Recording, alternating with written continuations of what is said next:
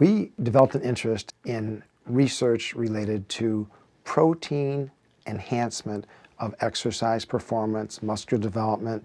We said we need someone to provide the protein, and we chose Shaklee because of the excellent reputation that they have, their medical directors, their PhDs, and the fact that when they do sponsor research, they don't interfere with the research. We do what we want to do, and we say thank you very much, and they accept what we present. And this was a weight loss study with a specific focus on trying to build muscle at the same time that we were losing fat. And indeed, in every aspect of the study, we found that those who took the extra protein had better results than those who did not. In the first 3 months of the study, we had two groups, a group that did exercise only and a group that did exercise plus the nutrition plan.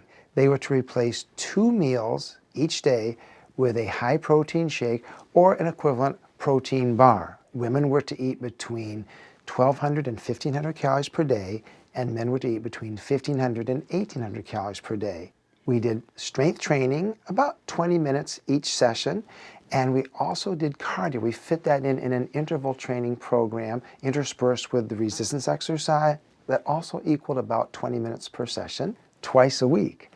Both groups did very well, but statistically, the group that did the exercise and the nutrition plan had greater improvements in body weight, body mass index, percent fat, fat weight, waist circumference, and hip circumference. And those who took the protein shake actually lost almost twice as much fat as those who didn't.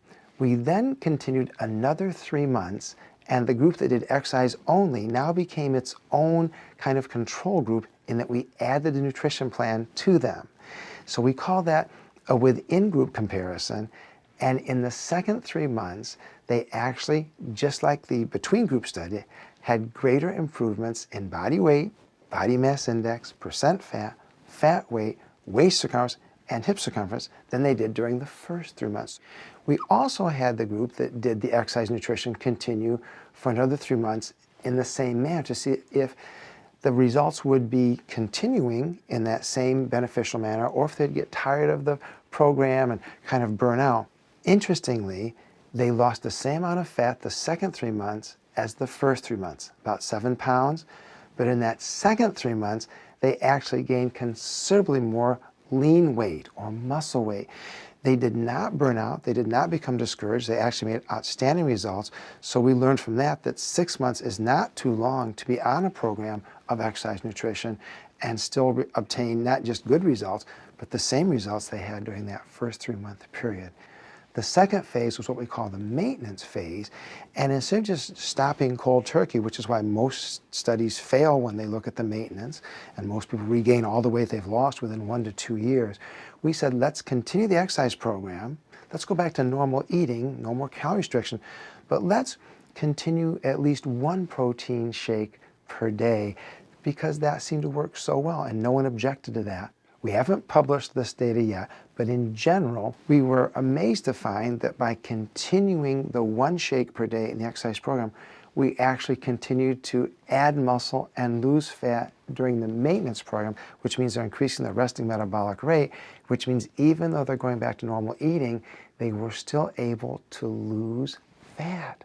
And they lost a significant amount of fat, which I've never seen any other study accomplish that.